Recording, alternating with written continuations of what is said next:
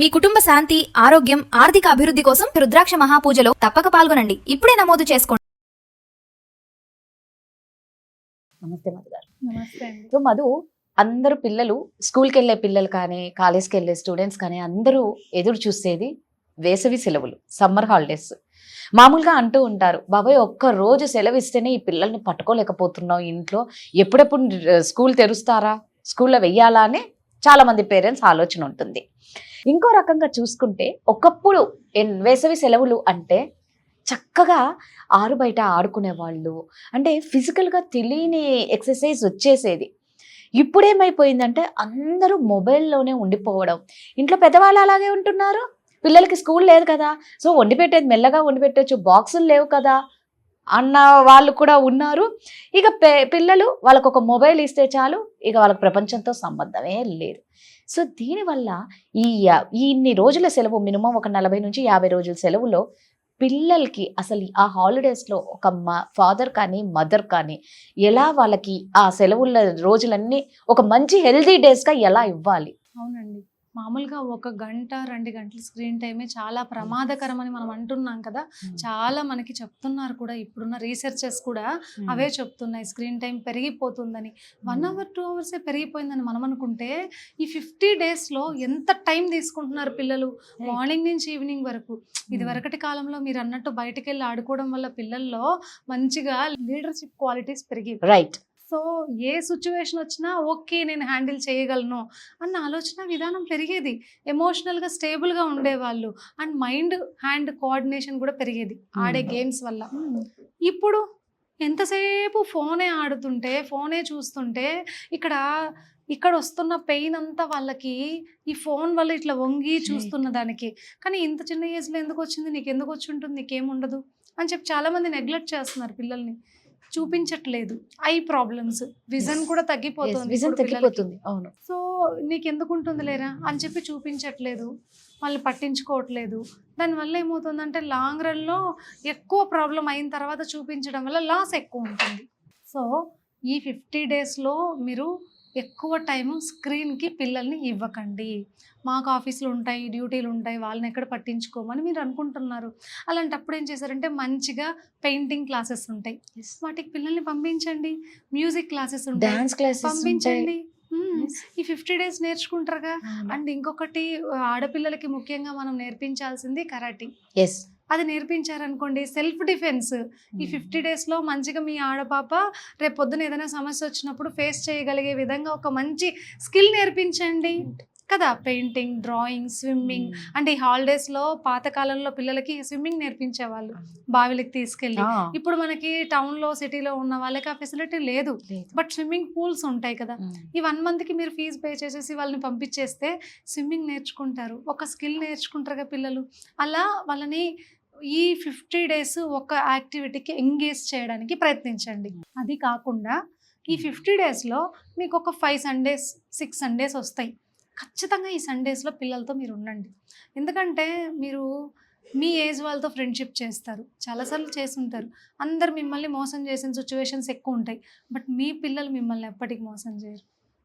మీ పిల్లలతో మీరు ఒక మంచి బాండింగ్ని, రిలేషన్ని, ఆనందాన్ని, ఆ క్షణాన్ని అనుభవిస్తారు. ఆ 6 డేస్ మీరు ఉండడం వల్ల ఫోన్ పక్కన పెట్టి వాళ్ళేంటి అన్నది మీకు అర్థమవుతుంది. మా నాన్న మా అమ్మకి నేనంటే ఎంత ఇష్టం, ఎంత ప్రేమ అన్నది వాళ్ళకి అర్థమవుతుంది. ఎమోషనల్గా మంచి బాండింగ్ అనేది మీ మధ్యలో పెరుగుతుంది. అండ్ మీరు కూడా లైఫ్ని, ఒక మనిషి ఎంతసేపు ఏం చేస్తున్నారో, నేను ఏదో సంపాదించాలి, ఏదో సాధించాలి, ఈ రేస్లో పరిగెడుతూనే ఉన్నారు. పుట్టినప్పటి నుంచి నేను 7th మంచిగా పాస్ అవ్వాలి. ఇంతకు ముందు కాలంలో 7th పబ్లిక్ ఉండే, అదే పెద్ద టాస్క్. దాని తర్వాత 10th పబ్లిక్, ఇది పెద్ద టాస్క్. దాని తర్వాత ఇంటర్, MBBS, నీట్ క్వాలిఫై అవ్వాలి. దాని తర్వాత మళ్ళీ PG సీట్, దాని తర్వాత జాబ్ తర్వాత మళ్ళీ మ్యారేజ్ తర్వాత మళ్ళీ పిల్లలు, మళ్ళీ సెటిల్మెంట్, హౌస్, కారు. ఇలా మీరు ఎప్పుడు ఏదో ఒక రేస్లో పరిగెడుతూనే ఉంటే మీ లైఫ్ని, మీ రోజుల్ని, ఆ క్షణాలని మీరు ఎప్పుడు అనుభవిస్తారు కదా. పిల్లల కోసం అనుభవించే క్షణాలే మీవి. సో ఆ టైం మీకు, మీ పిల్లలకి ఒక మంచి వ్యాలిడ్ టైం అవ్వాలి. ఏదో వాళ్ళని బయటకు తీసుకెళ్ళి 2 డేస్ తిప్పేసి షాపింగ్ మాల్కి తీసుకొచ్చేయడం హాలిడే టూర్ కాదు. మీరు వాళ్ళతో ఉండాలి. ఒక మంచి పార్క్ తీసుకెళ్ళండి. మీరు వాళ్ళతో మీ ఎమోషన్స్ని షేర్ చేసుకోండి. వాళ్ళు మాట్లాడే మాటల్ని వినండి, అర్థం చేసుకోండి. అది మంచి ట్రిప్ అవుతుంది. షాపింగ్ మాల్కి తీసుకెళ్ళి బట్టలు, నగలు, లేకపోతే వాళ్ళకి కావాల్సినటువంటి బొమ్మలు కొనించడం కాదు. అది చెయ్యకండి ఎప్పుడు. ఎందుకంటే మీరు ఎంత కొనిస్తే వాళ్ళకంత పెరిగిపోతుంది అనమాట. నెక్స్ట్ ఇంకోటి ఇంకోటి ఇంకోటని రైట్ కదా. ఆ డిపెండెన్సీని మీరు అలవాటు చేయకండి. నాన్న నువ్వు ఇది చదువుకో, ఇది కంప్లీట్ చేయి, నీకు ఇది కొనిస్తాను అన్న లెవెల్స్ని క్రియేట్ చేయండి. అప్పుడు వాళ్ళు కూడా ఆ గోల్ వైపు ప్రయాణిస్తారు. కరెక్ట్ గా చెప్పారు. నిజంగా ఇప్పుడు ఏమైపోయిందంటే ఎవరి పని వాళ్ళు తగ్గించుకోనీకో లేకపోతే ఇక ఆ పని అవ్వనీకో ఇలా మనం పిల్లలకి మొబైల్స్ ఇవ్వడం ఇవన్నీ ఎక్కువైపోయినాయి. కాబట్టి సమ్మర్ హాలిడేస్ అనేది నిజంగా మంచి ఎంజాయ్ చేసే డేస్ ఇవి. మళ్ళా అంటే సంవత్సరం అంతా ఎదురు చూసేది పిల్లలు ఈ సమ్మర్ హాలిడేస్ కోసమే.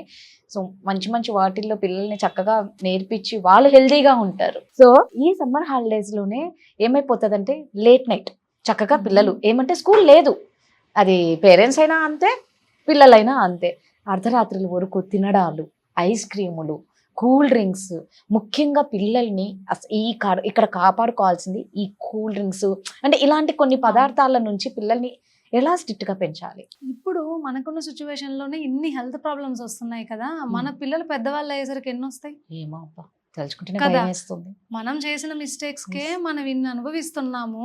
మీరు వాళ్ళకి జబ్బుల జీవితాన్ని ఇస్తారా? కరెక్ట్ కదా. సో మీరు ఏమి చెప్పినా పిల్లలు వినరండి. వినరు. మీరు ఏం చేస్తారో అది వాళ్ళు చేస్తారు. వాళ్ళు ఏం చేయకూడదని మీరు అనుకుంటున్నారో ఫస్ట్ మీరు అది ఆపేయండి. మీరు ఆపేస్తేనే వాళ్ళు ఆపేస్తారు ఖచ్చితంగా. కాబట్టి స్క్రీన్ టైం పిల్లలకు ఉండకూడదంటే మీకు ఉండకూడదు. వాళ్ళు లేట్ నైట్ పడుకోకూడదంటే నువ్వు ఫోన్ చూస్తా నువ్వు పడుకోరా అంటే ఎవరు పడుకోరు. మీరు ఫోన్ పక్కన పెట్టి పిల్లాడితో మాట్లాడితే ఒక మంచి కథ చెప్పండి, ఒక మంచి మోరల్ స్టోరీ చెప్పండి. బాగా గుర్తుంటాయి పిల్లలకి పెద్ద అయిన తర్వాత అవన్నీ వాళ్ళు ఫాలో అవుతారు. ఎందుకంటే నైట్ పడుకునేటప్పుడు ఏ మనిషికైనా పడుకోవడానికి ఒక 10 minutes ముందు సబ్ కాన్షియస్ మెమరీ అని ఉంటుంది, అది ఓపెన్ అవుతుంది. మీరు ఏ మాట చెప్తారో అదే వాళ్ళ ఫ్యూచర్. అది గుర్తు లేకుండా ఫోన్ వాళ్ళ చేతికి ఇచ్చేసి మీరు పిచ్చి మాటలన్నీ నువ్వేంటి ఇలా ఉన్నావు అది ఇదని తిడుతూ పడుకోబెట్టారనుకోండి, నేను ఇంతే, మా అమ్మే చెప్పేసింది, ఇంకా నేను ఇంతే, నా లైఫ్ ఇంతే అన్న ఆలోచన వాళ్ళకి పెరిగిపోతుంది. సో 10 minutes నిద్రపోయే 10 minutes ముందు మీకు మంచి పాజిటివ్ థాటే ఉండాలి. పిల్లలకు కూడా ఒక మంచి పాజిటివ్ థాట్స్ని మీరు ఇవ్వాలి. అది అప్పుడు వాళ్ళ లైఫ్ని మంచిగా ముందుకు తీసుకెళ్తుంది. లేట్ నైట్ తినడం అంటారా, లేట్గా పడుకొని లేట్గా లేచినప్పుడు ఇంకా డే అంతా లేట్గానే కదా జరుగుతుంది. ఎందుకు లేట్గా లేస్తారు? హాలిడే అయితే హాలిడేస్లో మంచిగా వాకింగ్కి తీసుకెళ్ళండి మీ పిల్లల్ని, జాగింగ్ చేయండి. మీరు ఎలాగో మామూలుగా చేయరు, కనీసం పిల్లలతో అన్నా చెయ్యండి. మీరు రన్ చేస్తే మీ పక్కన పిల్లలు కూడా రన్ చేస్తారు కదా, మీతో పాటు వాళ్ళకి హెల్త్ మంచిగా పెరుగుతుంది కదా. అప్పటికొచ్చే ప్రాబ్లమ్స్ని ఇప్పటి నుంచే మీరు తగ్గించిన వాళ్ళు అవుతారు కదా. మీరు ఇచ్చే ఆస్తి అంతస్తు ఎన్ని రోజులు ఉంటాయి? ఆరోగ్యం బాగలేకుంటే ఆరోగ్యమే నిజమైన ఆస్తి, అది ఇవ్వండి చాలు. సో నిజంగా మన పిల్లలు మంచిగా హెల్దీగా ఉండాలి అంటే ఈ సమ్మర్ హాలిడేస్ ని చాలా మంది ఇలా ఎలా పడితే అలా యూజ్ చేసుకుంటూ ఉంటాము. ఇలా ఫాలో అవ్వండి, చక్కగా వాళ్ళకు ఒక మంచి లైఫ్ ఇచ్చినట్లు ఉంటాం. Thank you.